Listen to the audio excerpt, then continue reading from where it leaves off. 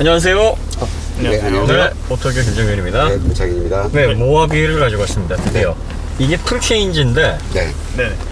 그, 풀체인지인 듯, 아닌 듯, 아닌데? 네, 풀체인지였던 것 같은, 뭐, 이 희한한 풀체인지입니다. 기본적으로, 파워트레인, 프레임, 다 이제 기존의 바디를 쓰는데, 이런 것들을 이제 뭐라고 얘기를 해야 되나? 껍데기 가리? 굉장히 고급스럽죠? 상당히 전문 용어입니다. 원색적으로 껍데기 가리. 근데 껍데기 가리를 잘해야 사실은 이제 보여지는 게 사실은 요즘 전자제품도 그렇고 자동차도 그렇고요. 네. 디자인이 나쁘면 안 팔려요. 그죠.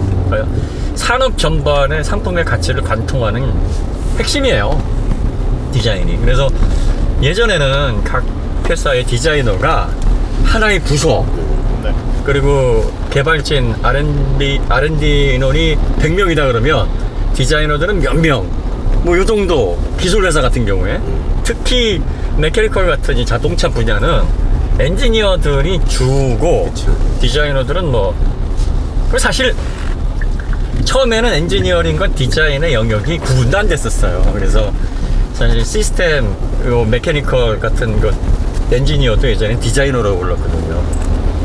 기계를 디자인한다. 그 디자인이라는 단어 자체에 설계라는 의미가 들어있으니까. 그러니까요. 네. 근데 이제 그 디자인이 기구 설계에서 그렇죠. 빠져나온 거예요. 그렇죠, 외형 그렇죠, 설계로. 그렇죠. 그러니까 영어로 말하면 그 디자인 속에 모든 게 다 들어가 있었는데 네. 정말 그 어피어런스, 외관 디자인 분야가 빠져나온 거죠. 그렇죠. 그걸 최초로 시도한 브랜드가 GM입니다. GM이 디자이너들, 순수 디자이너들을 채용하기 시작을 했고, 자동차에 컬러를 입히고, 자동차에 맞는 독특한 실루엣을 입히고, 테일핀과 같은 디자인 요소를 집어넣고, 캐릭터 라인을 넣고, 인상을 만들어낸 거예요. 그래서 차마다 다양한 형태의 디자인을 통해서 우리가 즐거움을 누리게 된 거죠. 사실 그 전에 이 헨리 포드 할아버지가 네. 모든 소비자들은 다 검은색을 원해. 그래서 소비자는 검은색만 원해. 검은색 도료가 가장 빨리 마르고 불량률이 제일 적고 공정이 쉬웠어요. 그래가지고 검은색으로 통일해 해가지고 한 건데, 그러다 보니까 이제 그 당시에는 자동차가 대중화되던 시절이니까 그렇게라도 자동차를 가지고 있는 게 어때요? 근데 이제 이게 점점 대중화되면 우리가 왜 먹고 살만 하면은 왜 다들 그러잖아. 밥만 먹고 어떻게 살아 그러지. 이 다양성이 필요한 거죠, 이제. 그러면 이제 빵도 먹고 국수도 먹고 해야 되잖아요. 그러니까 그런 욕구에 따라서 이제 GM 같은 회사가 캐딜락을 통해서 다양한 형태의 디자인과 시각적인 요소를 만족시키니까 원래 독일에서도 그 훌륭한 디자이너들, 엔지니어이면서 디자이너들, 특히 그 고트립 다임러가 그 칩 디자이너였어요. 그러니까 말하자면은 예술적 감각도 있었고 기계 설계도 잘했고, 그 다음에 이제 빌헬름 마이버 같은 경우에는 좀 기계적인 설계에 특화된 엔지니어였고요. 둘이 좀 성향이 좀 달랐는데, 그래서 독일 차도 보면은 이 팬더 굉장히 유려한 윙이라고도 하잖아요. 날개처럼 뭐 그런 모습을 보여주기도 했죠. 그래서 이제 디자인만 갈아서 이렇게 바뀌었다 하는 게 어떻게 보면은 뭐 큰 의미가 있냐 이렇게 보시는 분도 계신데, 지금이 1980년대, 90년대 또 2000년대 초반까지라면 뭔가 이거는 문제가 있다라고 지적을 할 만한데, 지금 2021년이란 말이에요. 네. 그러니까 내연기관이 이제는 발전할 만큼 발전했어. 그러니까 가지고 있는 거를 이제는 잘 쓰는 시대가 된 거지. 뭔가 새로운 거를 만들어서 새로운 가치를 준다라기보다는, 이런 시기에서 잘 만들어진 완성도가 높은 제품을 소비자들이 불편 없이 계속 이용할 수 있도록 내장, 외장을 바꾸면서 상품성을 계속 유지하는 것도 브랜드에서는 상당히 유효한 전략이고 효과적인 방향이다 이렇게 보여집니다. 그 대표적인 경우가 지바겐이잖아요. 그렇죠. 지바겐도 1970년대 출시가 돼가지고 50년이 약간 안 됐네요. 팔라비 왕조가 2만 대 사줄게. 아, 그래서 만든 거죠? 그래서 만든 거죠. 근데 딱 만들어가지고 컨펌 받아가지고 이제 어디로 배송해드릴까쇼라고 하려고 하는데 망했어 팔라 명주가. 노쇼 사상 최대 노쇼. 사상 세대. 그래가지고 헛드. 근데 이제 워낙에 완성도가 좋으니까. 네. 지금 지박에는요. 네. 그 슈타이어에서 이제 만들어서 마그나 슈타이어, 스트리아의 슈타이어에서 설계해서 거기서 이제 제작해서 만들어지고 지금도 그래요. 네, 지금도 거기서 대리 생산하고 있고. 지박엔이 좋은 차냐? 지금은 이제 프레임 구조가 다 바뀌었죠. 새로운 안전 규정에 맞게 풀체인지가 됐는데 그 이전에는 문제가 많았어요. 그러니까 바디의 구조 해석이라든지 안전도가 시대에 뒤떨어졌다. 그래가지고 이제 막 거기에다가 새로운 전장이나 뭐 편의 장치만 덧붙이고 외형만 바꿔가지고 온 건데, 그래서 이제 문제가 많은 걸 이제 바꾼 거예요. 근데 이제 모하비 같은 경우에는 나온 지가 이제 13년 됐죠. 네, 2008년. 네, 그러니까 현대적인 구조 해석을 한 바디예요. 그렇죠. 네, 그러니까 요거 같은 경우에는 보통 앞으로도 한 7, 8년 정도 더 쓰고 그리고 또 이제 새로운 시대에 들어가게 되면 전동화로. 그렇죠. 이제 새로운 전동화가 되겠죠, 이제 얘도. 거기서 바뀌면 돼요. 1세대 소렌토 바디라고 얘기가 있던데. 네. 그 소렌토 바디가 아니라 프레임. 1세대에 네네. 소렌토가 바디온 프레임이었거든요. 네네. 바디온 프레임은 늘리고 줄이고 하기가 좋아요. 네. 그러니까 이제 이렇게 보시면 돼요. 지금 렉스턴이 2001년도에 지금 출시가 됐잖아요. 네. 그 렉스턴의 기본이 됐던 프레임이 무쏘예요. 거기까지 올라가는 네, 거예요? 거기까지 올라가요. 근데 그걸 그대로 쓴 게 아니라 네. 사이즈에 맞게 또 강성에 맞게 그걸 기초로 놓고서 설계를 한 거예요. 그러니까 지금 이것도 1세대 소렌토의 프레임을 네. 기본으로 놓고 사이즈를 늘리고 또 보강을 해서 만든 겁니다. 이 프레임은 바디온 프레임은 그게 장점이에요. 왜냐면 프레임 구조 자체가 굉장히 고 테크놀로지가 들어가는 영역이 아니에요. 왜냐면 처음에 자동차가 나와서 어느 정도 형태를 유지를 하면서 최초한 게 뭐 페이턴트 모터바겐이나 모터캐리지 이런 거 말고 어느 정도 형태를 갖추면서 변속기를 갖추고 디퍼런셜을 갖추고, 그러니까 이때가 어느 점에 1901년, 1902년 마이바흐가 변속기, 3속 변속기를 적용을 해서 속도를 내기 시작했던 지금의 형태로 발전하기 시작했을 때부터는 거의 다 바디온 프레임이었어요. 거의 다. 네. 그래서 프레임을 만들고 거기에다가 엔진, 변속기, 주요 서스펜션 이런 것도 다 장착을 하고 거기에다가 이제 캐빈룸을 올리는 거야. 승용차든 뭐 트럭이든 초창기에 뭐 SUV는 아주 초창기에는 없었고 서버밴을 통해서 이제 미국에서 만들어졌고 유럽에서는 이제 트럭을 개조를 해서 미니밴으로 갔다가 SUV로 뭐 이런 식으로 해서 만져. 그리고 이제 모노코크라고 그래서 유니바디 형태는 그 일본에서 라브포. 원래 영감은 스포티지가 준 거고. 뭐 이렇게 복잡해. 그냥 뭐 없어.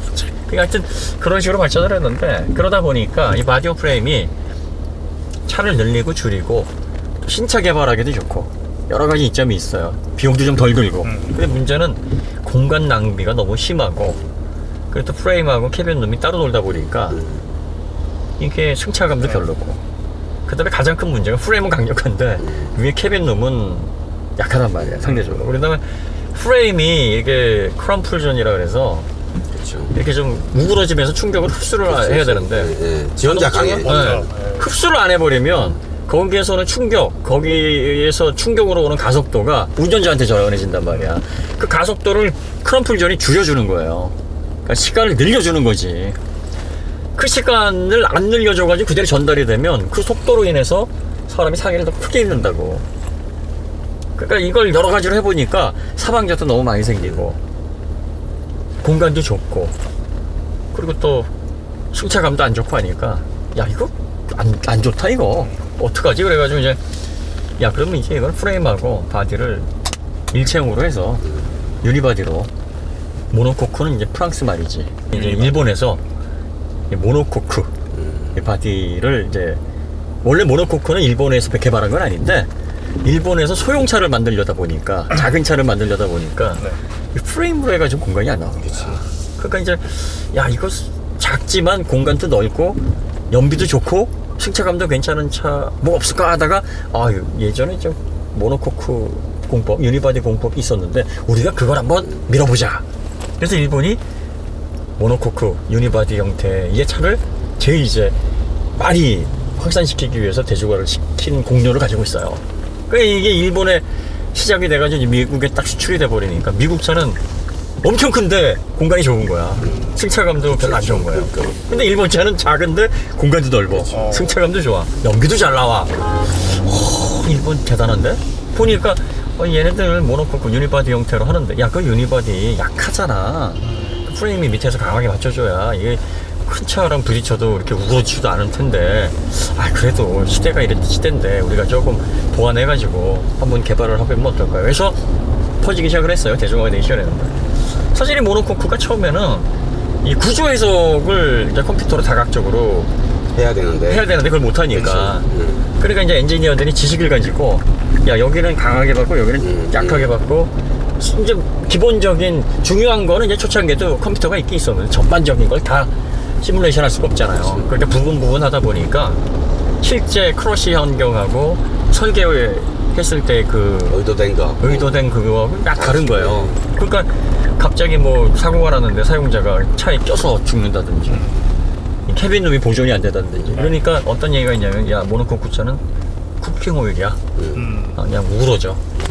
그러다가 80년대에 이제 CAE 방식의 그 컴퓨터 방식의 설계 다양한 설계 프로그램 캐드라든지 뭐 카티아라든지 이런 구조 해석을 할 수 있는 3D 설계 프로그램이 적용이 됐어요. 그러다 보니까 그걸 기반으로 해가지고 입력을 해서 어느 부분은 우그러지고 어느 부분은 버텨야 되고 이런 구조 해석이 가능해진 거죠. 지금은 프레임의 강성을 모노코크 유니바디가 이겨낼 수는 없어요. 워낙에 뭐 두꺼운 강이 들어가니까 이겨낼 수는 없는데 전반적인 안전도나 승객을 보호하는 측면에 있어서는 이 유니바디가 이점이 상당히 많아요. 네.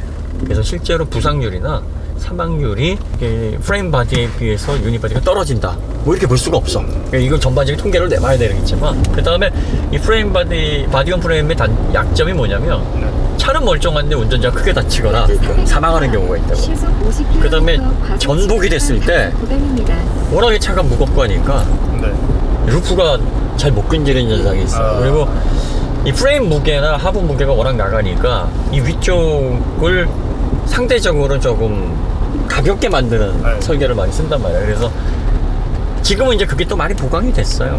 UHSS 강이 요즘은 뭐 기가파스칼까지 나오니까 인장 강도든 뭐 그래서 요즘은 바디온 프레임이다 뭐 유니바디다 뭐가 더 안전하냐 그렇지 않느냐 이런 논의를 하는 것보다는 대체적으로 자동차의 안전도는 양쪽 다 확보가 잘 돼 있어요.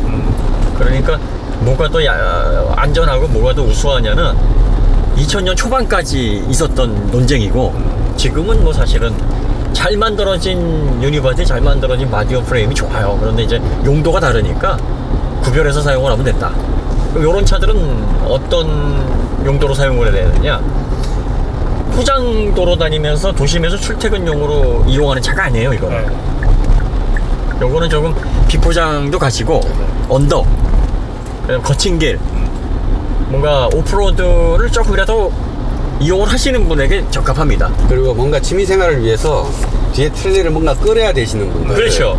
그런 분들한테는 딱이죠. 그냥 엔진 힘이 아무리 좋아도 그리고 또 바디온 프레임의 설계 공법이 아무리 좋아졌다고 해도 사실 견인을 할 때 대형 트레일러나 뭐 캠핑카 같은 견인할 때 바디온 프레임보다 효율적일 수는 없어요.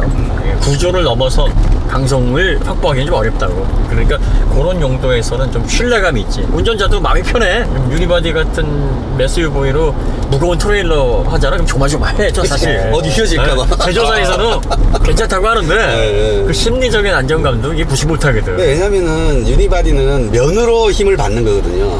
근데 트레일러는 한 점에서 끌잖아요. 그러니까. 그럼 면의 한 지점에서 힘을 과하게 받는다고. 그럼 그 면이 우그러질 수가 있잖아요. 예? 근데 프레임 자체가 힘을 바로 발휘해 주니까 그 프레임에 연결해서 끌면 아무 문제 없는 거예요. 구조를 모르는 사람은 뭐 이거나 저거나 마음 편한데 아는 게 병이야. 아는 사람은 왠지 찝찝해. 맞아요. 찝찝해요, 왠지 좀 찝찝해요.